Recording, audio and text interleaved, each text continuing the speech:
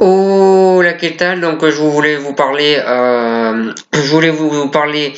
de la retraite de la retraite sportive de Louise Ao qui a décidé mardi il me semble si je me trompe pas de mettre fin à sa carrière et de tout simplement démissionner du club du Benfica Lisbonne pour lequel il avait joué pendant 15 ans et pour lequel il n'a pas joué la moindre minute depuis le début de la saison.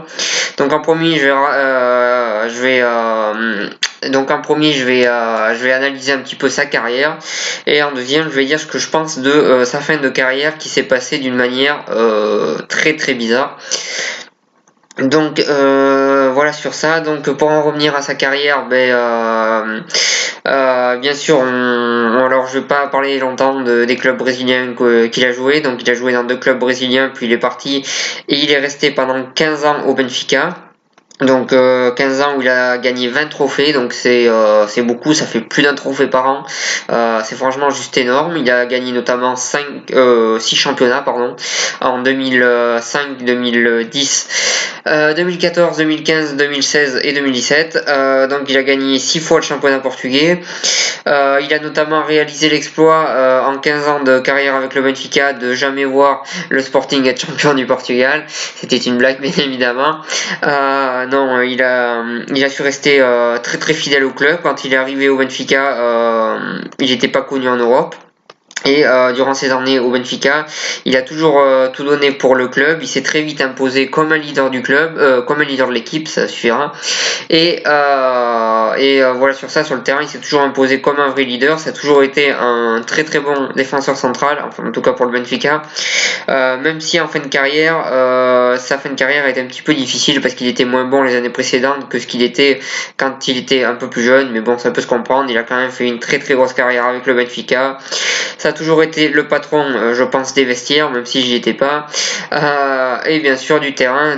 Voilà, c'est un très très bon défenseur central. Il aurait pu partir dans un club plus grand à certains moments et il a refusé toujours de quitter le club. Ce qui est tout à fait respectable, surtout que quand il est arrivé, le club était dans une situation assez compliquée où il gagnait pratiquement jamais le championnat. Et en plus, ils avaient quelques difficultés financières et malgré ça, il est toujours resté fidèle au club. Il a toujours aimé ce club, il a toujours porté ce club dans son cœur. Et il a été très très respectueux avec le club et pour ça, on peut que le féliciter parce qu'il a eu une grosse carrière. Et voilà sur ça, comme j'ai dit, pour moi c'était un bon défenseur central. Alors certes, il a pas le niveau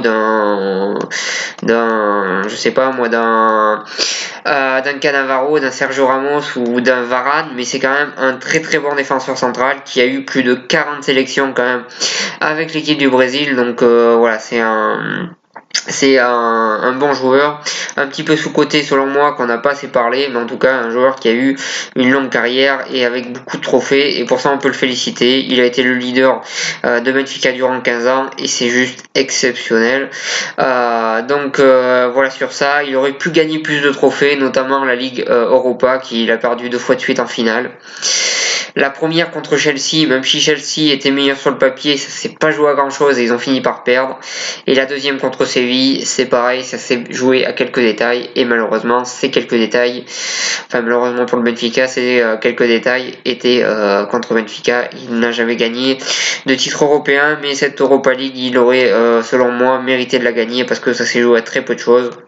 Et franchement, Benfica aurait pu la gagner au moins une fois sur les deux, ça aurait été tout sauf un scandale. Mais bon voilà, malheureusement ils ont perdu et il n'a jamais gagné de titre européen avec cette équipe. Mais en tout cas, il a gagné 6 titres nationaux, comme j'ai dit, 6 fois champion, du Portugal. Il a gagné 20 trophées avec cette équipe-là. Donc c'est vraiment exceptionnel son parcours. Comme j'ai dit, on peut que féliciter sa fidélité pour le club du Benfica. Et voilà sur ça, je souhaitais un petit peu revenir aussi sur son passage en sélection du Brésil. Donc il a eu sa première sélection en 2001 et il me semble qu'il a eu sa dernière sélection en 2011. Et dans tout ça, comme j'ai dit, il a eu plus de 40 sélections, ce qui est plus que respectable en sachant qu'il y a beaucoup de concurrence au Brésil et que globalement avoir plus de 40 sélections au Brésil, franchement c'est très très bien. Et voilà sur ça, même si bien sûr il y en a qui en ont plus, mais bon, avoir plus de 40 sélections sélection avec le Brésil. Je pense que tous les joueurs brésiliens en rêvent et beaucoup ne l'ont pas. Donc voilà sur ça. Et en plus, il a gagné un trophée très très important qui s'appelle la Copa América en 2004, où il a notamment marqué en finale en plus. Donc voilà, il a gagné la Copa América. Je pense que c'est le plus grand trophée qu'il ait gagné. Parce que pour moi, une Copa América c'est plus important que n'importe quel titre de champion national, même si champion national c'est très très bien, mais ça c'est encore au-dessus. Donc voilà, avec le Brésil, il a gagné la Copa América en 2004 et ça c'est vraiment exceptionnel.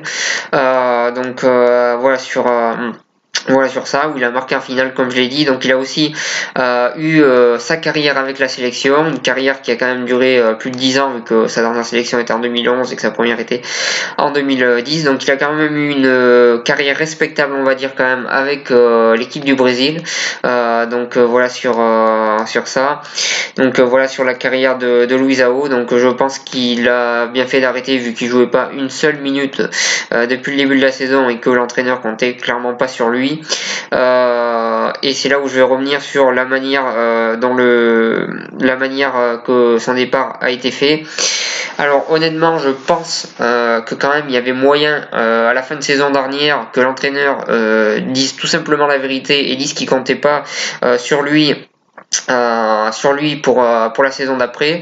Je pense que ça aurait été le minimum de respect pour un joueur emblématique du club, et je pense que le Benfica Lisbonne a très très mal géré cette affaire-là malheureusement, et que globalement Luisao ne méritait pas de partir comme ça a été fait. Ça a été très très mal fait. Pour moi, voilà, il aurait dû lui dire avant, surtout que je pense que l'année dernière, on avait vu qu'il était plus en forme comme d'habitude. Et à ce moment-là, l'honnêteté de l'entraîneur de lui dire qu'il comptait pas sur lui, ça aurait été très bien. Malheureusement, ça a été mal géré.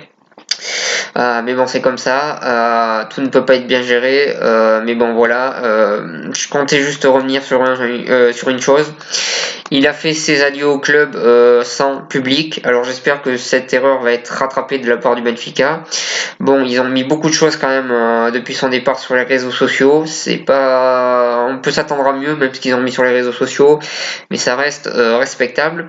Mais au moins j'espère qu'il aura le droit à des adieux devant au Stadio da Luz, devant les supporters. Donc j'espère qu'il aura le droit à ça et qui pourra faire ses adieux devant le public du Benfica, parce que le public du Benfica le mérite et lui aussi. Donc j'espère que le club va lui permettre de faire ses adieux aux supporters avant un match, comme beaucoup d'équipes font avant un match, faire les adieux de ce joueur, et ça permettrait aux supporters de lui dire au revoir entre guillemets, et à lui de dire au revoir aussi. Donc j'espère qu'ils vont faire ça, parce que s'ils le font pas, ça serait vraiment très très dommage. Et comme je l'ai dit, le public du Benfica le mérite et lui aussi, donc j'espère vraiment qu'ils vont faire ça, surtout que son départ a selon moi été très très mal géré. Donc voilà sur ça. Bon, apparemment il va quand même faire encore partie du club en tant que dirigeant, il va quand même avoir une place, je sais pas laquelle. C'est une place plus que méritée vu sa fidélité au club. Donc voilà sur ça. Et voilà ce que j'avais à dire. Moi j'espère vraiment qu'il aura un hommage devant les supporters. C'est la dernière chose que j'ai à dire. Et voilà ce que j'avais à dire pour cette vidéo. Si vous avez aimé, n'hésitez pas à partager, à cliquer j'aime et à en parler autour de vous. Moi je vous souhaite une bonne continuation.